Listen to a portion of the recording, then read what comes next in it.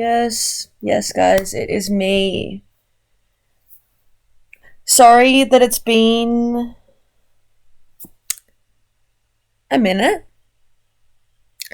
You'll understand why this has taken me a little while to release once you see it. Um, I've tried to record this intro many times. There's like 5 different parts where I cut in just to clarify things, and also there's like so much footage of me trying to make this little like intro thing. But yeah, I am sorry it took me so long. I kind of didn't want to watch the footage. I kind of like didn't watch the footage for a long time at all. Um, and then once I did, I was like, I don't want to release this, and then I kind of flip flop back and forth, being like, I don't want people to see this, but also like, I've had a couple people being like, where are you at? Like, I want to see the end of the road trip, and I think that you guys deserve to see it. You stuck through the series with me. I don't really know why or how I got attention, but yeah, you guys deserve to see the finale. Here she is.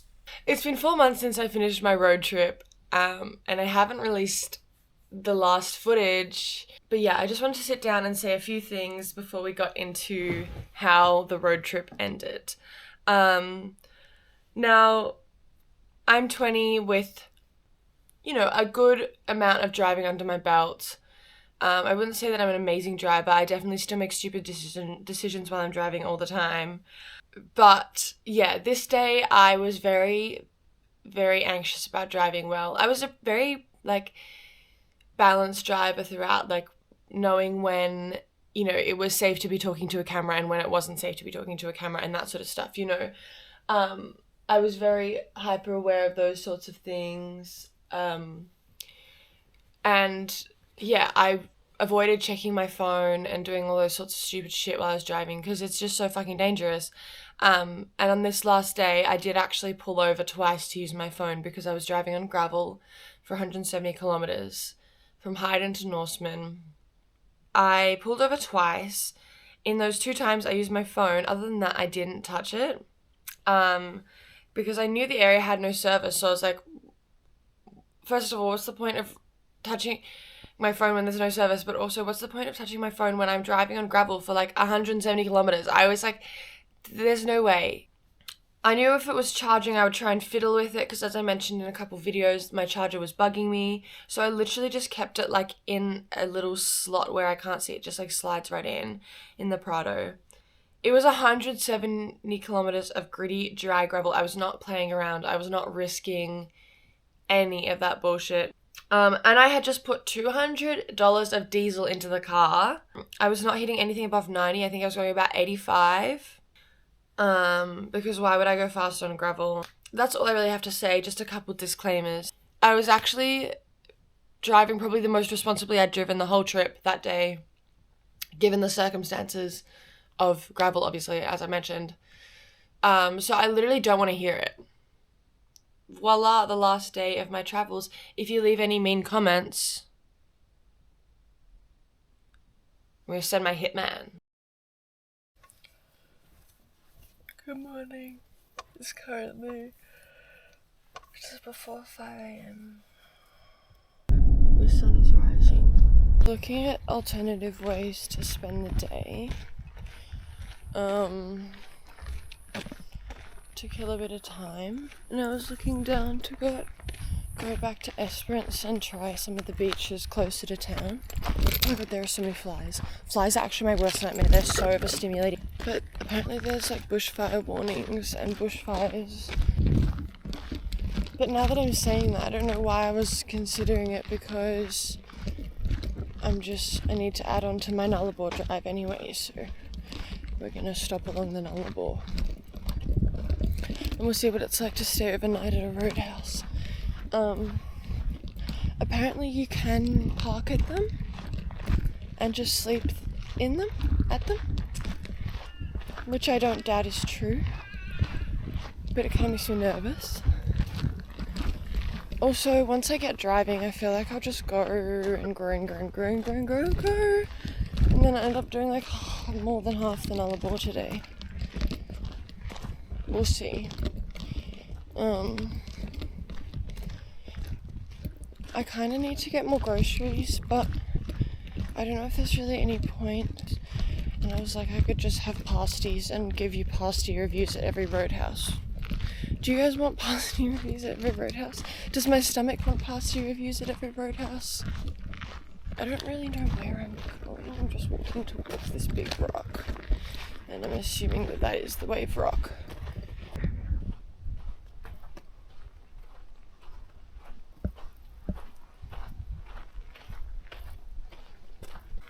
Well, yes, I was walking the wrong way.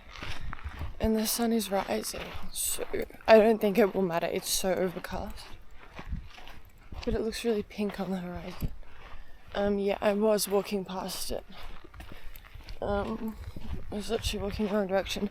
There are so many flies, I'm actually just gonna shoot them. With a gun. Oh, do you mind? Do you not have other things to do? I don't smell that bad.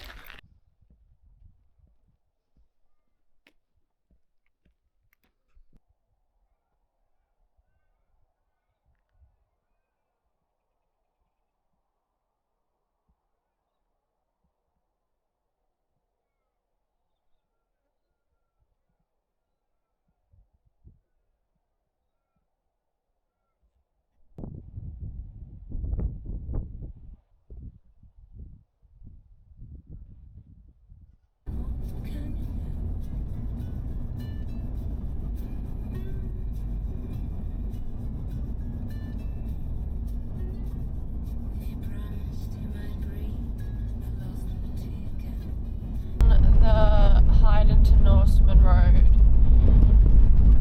and pretty early on it turned into gravel, and I'm starting to believe that it is going to be gravel the whole way. The whole way being 216 kilometers. I can only go about 80 kilometers on this road.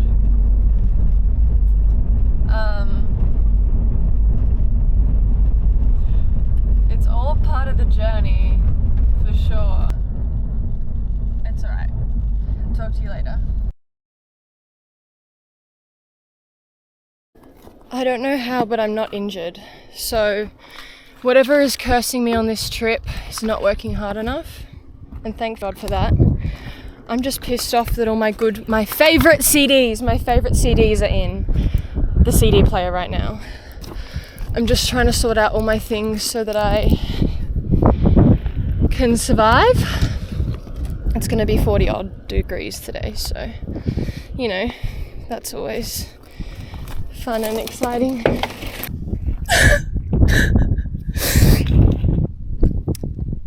It's just so fucking unfair. I've been so safe driving. I've been so conscious while driving.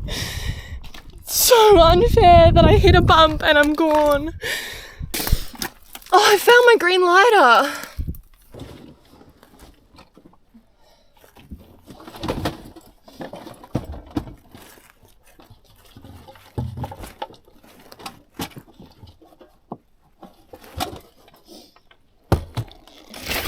Hey gang, this is editing LJ. I just want to clarify a few things. The short bit where I am filming on the gravel road, I was like, I'm not going to film too long because I'm on a gravel road, but guys, it's 216 kilometers of gravel road. That was just me keeping you guys updated in a very brief way. I did the, key chamber came out of the ignition and all of the fuel was draining downhill away from the car. So I kind of felt confident that there was nothing that was going to explode. Like, there was no possible way that the engine could still be running and there could be any heat or combustible. I mean, obviously there's still a risk of being in an upturned car, but this young woman from the area who's a psychologist, perfect person to pull over after what had happened, kind of clarified with me. She was like, yeah, no, I don't think it's going to explode. And then she sort of comforted me. I was freaking out that my parents were going to be really mad. And she was kind of like, well, I think they'll be happy you're alive. And it really, it really did something to me in that moment. I really needed that. Nah. I've got a little scratch, but I just cannot believe that that has happened. Anything can happen really quickly out here. You're very lucky. How'd you get out? I just opened the door. It's okay, so the police have been called. I'm kind of keen to stay with my car. That is so fair. I can let Warsman know obviously when I get there as well. Yeah, if that'd be they good. are not aware. That'd be good. You've got, that's clean water?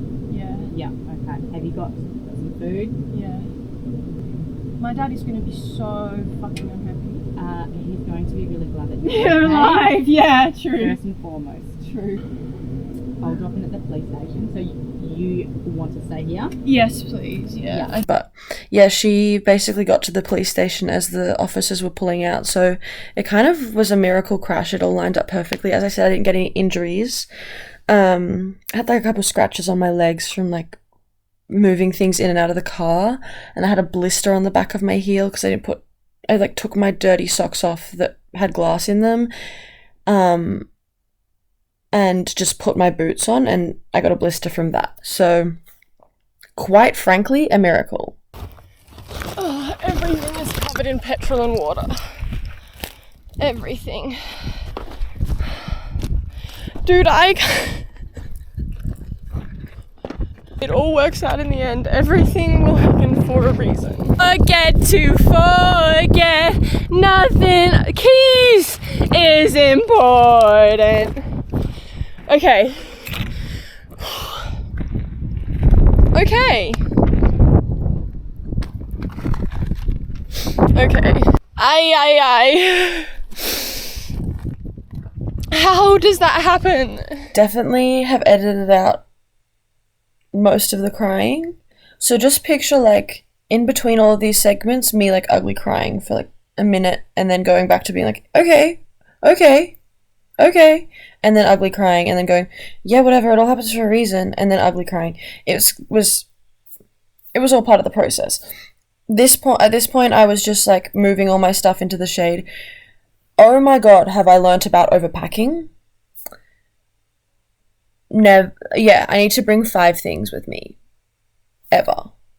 Like, never will I have that many objects with me. So silly. But I've learnt my lesson. I'm actually really interested to see if my guitar survived that. Because if it did, this is a really good ad. Okay, well, if you need a guitar case, get Arma Uno. It survives car crashes. Honestly, it's the little things. It really is the little things. I'm also not sure if I mentioned, but my phone was out of service because literally, where was I? And it had like a satellite thing, and it sent a little satellite message to space, and space told the police station that I was upside down. And also my mum. Which is how I got back. I don't think I even mentioned that. My mum ended up flying to Perth and then Kalgoorlie, getting a rental car, and we drove everything back, fit it all into these huge bags, and just like flew back. I'm checked into the local motel and I'm fine. Like, genuinely, once again, the luckiest unlucky person on earth, because the only injury I actually have is from the grass being scratchy and scratching me as I was getting my stuff out. This is currently the state of things, because I have so much stuff. I did collect a good portion of stuff. And I will be throwing out a good portion of stuff. I'm flying home, so I don't really know how I'm gonna manage getting all of this back. And there is, like, I did carry some broken glass with me, so there's some broken glass that I've stood in. It's like, you know, here's almost one of the worst things that could happen to you. Here's some glass to step in a couple hours later. I've been at the hospital. Everybody has been so lovely and, like, helped me get through it. Okay. Hey everyone. It's currently like 11 p.m. I've had a little spiral. I've spoken to a bunch of my friends. It's nice to know that so many people are grateful that I'm alive. I genuinely don't know how. Once again, I don't know how. And I'm battling with this, like, how am I alive? And counting it with why am I alive? And, like, not a fun place to be, but, yeah, that's part of the shock process. It's been weird to process. I'm not really processing because it has not even been, like, it's barely been 12 hours. The main thing that I've sort of landed on as my post near death experience clarity is that I am actually a good person and I do actually deserve the life that I have. You know, I was talking about how I do the best I can and I learn from all my mistakes, and well, I try and learn from all my mistakes. It's not always clear straight away. Got myself a pizza, which I'll have half of for lunch tomorrow. I can just chuck it in my microwave here. I'm gonna try and book another night here. Here tonight and head back to Kalgoorlie tomorrow or the day after,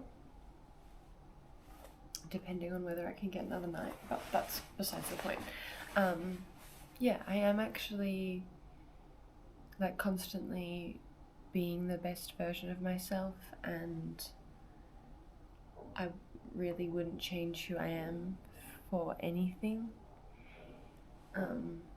I've never felt so sure of my existence, and, like, part of me does have this, like, huge ego, like, of I am God, I have survived death. Like, it's sort of made me feel like there is some divine purpose for me. I'm not a religious person at all, but yeah, I don't know, it's just like I'm here for a reason. I'm still alive and kicking for a reason, and whatever it may be, it will come. Which sounds so strange to say out loud because it's like, well, duh, but, you know, being 20 and having the world feeling like it's collapsing around you, with all the horrible things that we see every day. I work really hard. I love what I do and I love myself, which feels so, like, I never thought that I would say that out loud. I just, like, can't believe that I spent so much of my life beating myself up for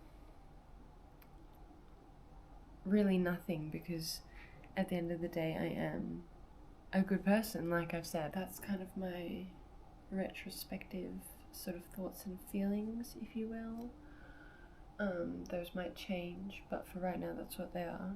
And it sort of reiterated that choosing to be kind is always worth it, because you never know if you might be the last person to say something kind to somebody before they flip a car and don't get as lucky as I did and make it out entirely unscathed. I mean, I've actually been a little bit scathed because I have been stepping in glass that has been falling out from my belongings this afternoon.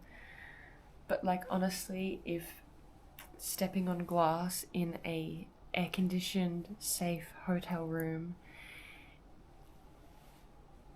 after nearly losing it all is the fallout, so be it. Like, that is fine by me. Just know that if you ever wish death on me, I will outlive you. I will outlive it. Don't even try. Don't even try.